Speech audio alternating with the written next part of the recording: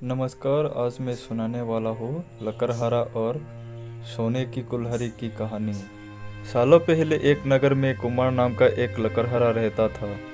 वो रोज जंगल लकड़ी काटने के लिए जाता और उन्हें बेचकर जो कुछ पैसे मिलते उससे अपने लिए खाना खरीद लेता था। उसकी दिनचर्या सालों से ऐसी ही चल रही थी।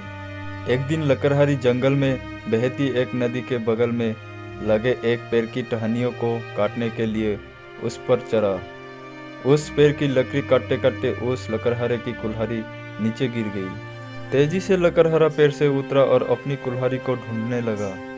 उसे लगा था कि नदी के आसपास उसकी कुल्हाड़ी गिरी होगी और ढूंढने पर मिल जाएगी। वास्तव में ऐसा कुछ नहीं हुआ, क्योंकि उसकी कुल्हाड़ी पेड़ से सीधा नीचे नदी में जा गिरी थी। वो नदी काफ़ी गहरी और तेज हवाई वाली थी। आधे से 1 घंटे तक लकड़हारा अपनी कुल्हाड़ी को ढूंढता रहा, लेकिन जब कुल्हाड़ी नहीं मिली तो उसे लगने लगा कि अब उसकी कुल्हाड़ी उसे कभी वापस नहीं मिलेगी। इससे वो काफ़ी दुखी हो गया। लकड़हारे को पता था कि उसके पास इतने पैसे भी नहीं है कि वो नई कुल्हाड़ी खरीद सके।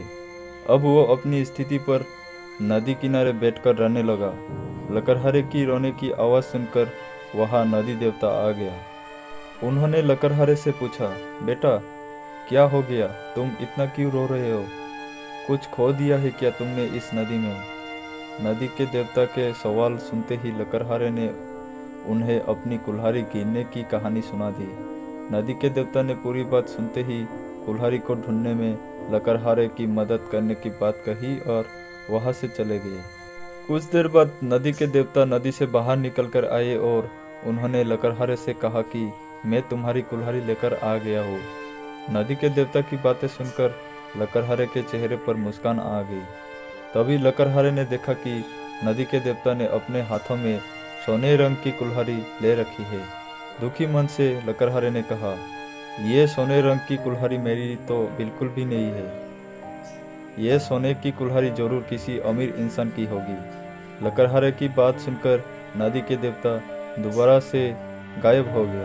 कुछ देर बाद नदी के देवता दोबारा नदी से बाहर निकले। इस बार उसके हाथों में चांदी की कुल्हाड़ी थी। उस कुल्हाड़ी को देखकर भी लकड़हारे को खुशी नहीं हुई। उसने कहा कि यह भी मेरी कुल्हाड़ी नहीं है, यह किसी दूसरे इंसान की होगी। आप उसी को ये कुल्हाड़ी दे दीजिएगा, मुझे तो अपनी ही कुल्हाड़ी ढूंढनी है। इस बार भी लकड़हारे की बात सुनकर नदी के देवता फिर वहां से चले गए। पानी में गए भगवान इस बार काफी देर बाद बाहर आए। अब देवता को देखते ही लकड़हारे के चेहरे पर बड़ी सी मुस्कान थी। उसने नदी के देव से कहा कि इस बार आपके हाथ में लोहे की कुल्हाड़ी है और लग रहा है कि ये मेरी ही कुल्हाड़ी है। ऐसी ही कुल्हाड़ी पेड़ काटते समय मेरे हाथ से नीचे गिर गई थी। आप ये कुल्हाड़ी मुझे दे दीजिए और दूसरी कुल्हाड़ियों को उनके असली मालिक तक पहुंचा दीजिए। लकड़हारे की ईमानदारी और निष्पाप मन को देखकर नदी के देवता को काफ़ी अच्छा लगा। उन्होंने लकड़हारे से कहा कि तुम्हारे मन में बिल्कुल भी लालच नहीं है।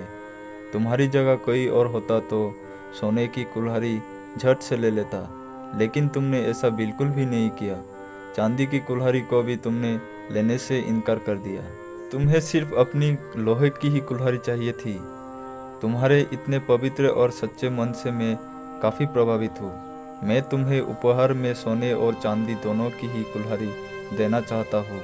तुम अपनी लोहे की कुल्हाड़ी के साथ इन्हें भी अपने पास अपनी ईमानदारी के तोहफे के तौर पर रख लो। इस कहानी से हमें यह सीख मिली कि ईमानदारी से बड़ी दौलत इस दुनिया में कुछ नहीं है। अच्छे ईमान वाले इंसान की चारों तरफ प्रशंसा होती है।